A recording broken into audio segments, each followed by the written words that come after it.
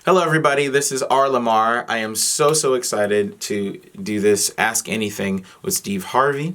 I'm welcoming you here into my studio, just so it's more comfortable. My debut record called Surfacing comes out November 1st, which I'm very excited about. And you can pre-order that, pre-save it, all those things, anywhere online. Just look at all my social media. And again, I'm so excited to be here with Steve Harvey and iHeartRadio. So let's get into your questions. Noel from Long Island says, what makes you really laugh? There are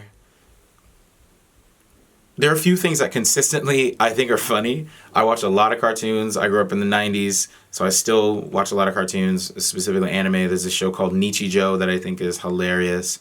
Gintama I think is hilarious. But I honestly, three things that I go to if I need a consistent laugh, like if I'm working out or something and I just want to be in like an elevated mood. Wild 'N Out, the Nick Cannon show, I still think is hilarious. I watch either like Bodega Boys, or listen to Bodega Boys, or watch Jesus and Mero. And also I think Wait, Don't Tell Me on NPR is pretty funny because I like word puns and stuff. So there you go. Jeanette from South Windsor, Connecticut. What's the best place to get coffee in Nashville? Unfortunately, I am not a coffee drinker. I get twitchy. The caffeine is too much. All I can ever do is drink tea. I literally am drinking tea right now, and I have this lovely tea mug, 10 ways to get healthier. But yeah, sorry, I don't really know the best place to get coffee. The best place to get tea, though, in Nashville, there's this place called High Garden, which you walk into it and just this beautiful aroma hits you and you just feel immediately calmed. So sorry if that doesn't really answer your question. I'll take a sip here. Charlotte from Syracuse, New York would like to know, I would like to know if you'll be on tour soon. The answer is yes. There's going to be shows upcoming, but for now I'm just focusing on releasing music and visuals and all the pieces that are hopefully going to make you want to come to the shows. So, but I promise you, we will be going on tour, probably all around the world again. So stay tuned for that. Grace from Grand Rapids, Michigan would like to know if you were on Family Feud. Shout out to Steve Harvey. Wait. He does host that show. Yeah, okay. I'm trying to remember. Grace from Grand Rapids, Michigan would like to know if you were on Family Feud, who would be the other four peeps on your team? Okay. I would want a funny team. So for me, it would probably be me. I think me, Jesus, and Mero would be very funny. They have a third guy on their show named Victor, that's behind the scenes, who is very intelligent and I think is pretty funny. Because he and I could like answer the like video game and Pokemon questions and stuff together. And there's a fourth woman on their Showtime show, Julia.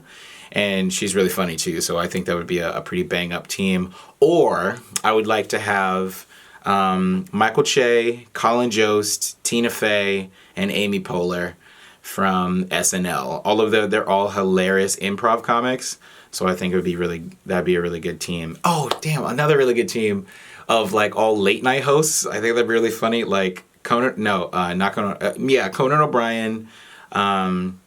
The Scottish dude, Craig Ferguson, Stephen Colbert, and James Corden. I think all would be a very funny team. In fact, I want Jimmy Kimmel in there as well, so I'll sit out. I'll just watch all of them do it, you know. Or maybe we could do me and Jesus and Mero team versus all the late night hosts. I think that would be really funny because some of them all know each other. So, maybe we need to make this happen. Next question. Chris from Nashville, Tennessee. What's a habit you're currently trying to break? I am a bad procrastinator still. Actually, you can see my to-do list here in the background. Let me see if I can zoom in on that real quick. I'm a terrible procrastinator. You can't really see that super well from here, but as you can see, there's a lot of stuff on that. And I definitely tend to just get overwhelmed with stuff, and I have to like drink some tea and calm down and be like, yo, one thing at a time. But that's a habit I'm trying to still break, is procrastination. Tamika from Memphis, Tennessee would like to know, what group, dead or alive, would you have reunite and do a reunion album / tour?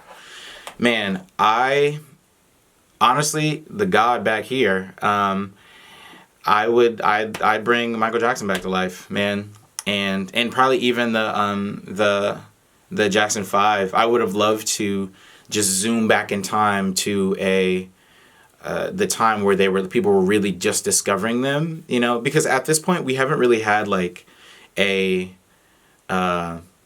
group like that like the Beatles or the Who or the Jackson 5 or somebody that like really just like took over the world for a bit. Like nobody had seen anything like that before. And I would have loved to have been alive for one of those experiences that just like really, really made history like that. But man, that's why I got him on the wall, man. He's a god. So I would say Michael Jackson.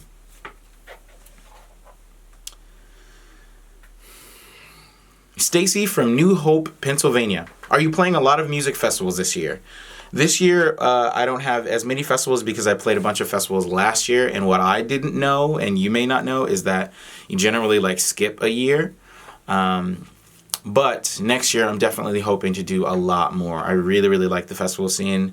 ACL, Bonnaroo, Lollapalooza, Hangout, Life is Beautiful, like all that kind of stuff. A big dream of mine would be to play Glastonbury. I used to when I grew up, I was watching those videos like all the time, and I remember seeing those like iconic performances. So I'd love to take that stage. But yeah, we're definitely going to try to play more music festivals next year. Whitney from Southfield, Missouri. Who inspired you to become an artist? There were many, many people. Honestly, a lot of the artists that you see in this room, Ray LaMontagne, Paramore, Kimbra, Tame Impala, James Blake, Frank Ocean, Radiohead. You can't see this one side of frame, but the 1975, Michael Jackson back there, Sweater Beats, my friend as well. A lot of people, but honestly, the people that made me like stick through the nitty gritty of learning to play guitar and writing were teachers. 3 teachers in particular. I had a Taekwondo teacher named Mr. Burns, rest in peace. And he just gave me the confidence to stick it through. Mr. Rod Kaiser in high school, my keys teacher, and Mr. Doug Seth, my guitar teacher. So big thank you to teachers. Holly from Buffalo, New York. If you could pick one karaoke song for Steve Harvey to sing with you, what would you pick? I mean, I think it would be really funny. If to see Steve do like old school stuff. So, you know,